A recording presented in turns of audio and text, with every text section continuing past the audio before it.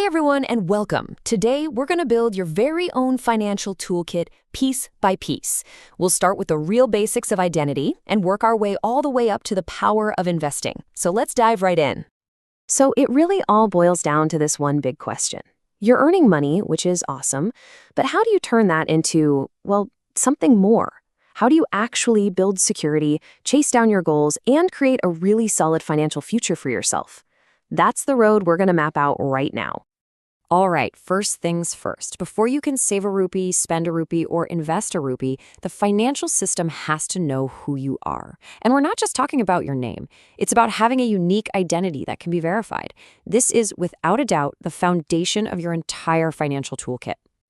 So first up in our toolkit is your PAN, the permanent account number.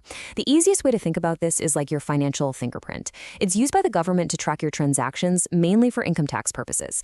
And here's where it really matters in day-to-day life. You're going to need it for any cash deposit over 50,000 rupees. And next, of course, is Aadhaar. Now, you probably use this for financial stuff all the time, but its actual job is way bigger. It's a 12-digit number that acts as your universal proof of who you are. The whole point is to cut down on fake identities and make sure things like government services and subsidies actually get to the right people. Okay, so the system knows who you are. Now, let's get into how you actually move your money around. We're going to look at the modern, cashless wallet and all the tools we use for our everyday spending. You've heard this a million times, right? Cash is no longer king. And it's so true. The days of just relying on physical notes and coins, they're kind of fading. We are deep in the era of digital payments now, which are just faster, way more efficient, and a whole lot easier to keep track of. And these are the stars of that cashless world. You've got these incredible instant payment systems like UPI, that's the Unified Payments Interface, which powers apps like Beam for super quick payments. For those bigger bank-to-bank money movements, there's NEFT. And, of course, the good old trusty debit card.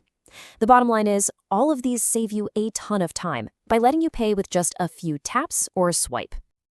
Okay, let's talk about the two most common pieces of plastic you'll find in anyone's wallet. They might look the same, but trust me, they work on completely different ideas, and getting this difference is absolutely key to managing your money well. Now, what's great about this slide is how simple it makes the distinction. A debit card, that's tied directly to your bank account. You're spending money you actually have. A credit card, on the other hand, is a tool for borrowing the bank's money to buy things. So the main takeaway is, one is your money, the other is a loan. But, when you use it responsibly, a credit card can be a powerful tool for building a good credit score, which you'll definitely need for future loans and even earning rewards. And speaking of loans, sometimes we need to borrow for the really big stuff. Those major life goals that need a lot more cash than we just have sitting around. This is where the next tool in our kit comes into play: formal loans. I mean, this is a situation a lot of us find ourselves in, right? Whether you're thinking about an education loan to invest in your future, or you need to buy a car to get around, these are the kinds of big, common goals that often mean you need to borrow. So when you do need to borrow, you've basically got two main options. With a secured loan, you put something up as collateral. Think a property or the car itself. Since that makes it less risky for the bank, your interest rate is usually lower. Then you have an unsecured loan. There's no collateral here. The bank is just trusting your credit history. So because the risk for them is higher, the interest rate for you is, you guessed it, generally higher too. Okay, we've covered who you are, how you spend, and how you borrow for big goals. Now for the final, and honestly the most powerful part of the toolkit, making your money start working for you. When you decide to invest in a company, you're really choosing between two roles. You can either be an owner or a lender.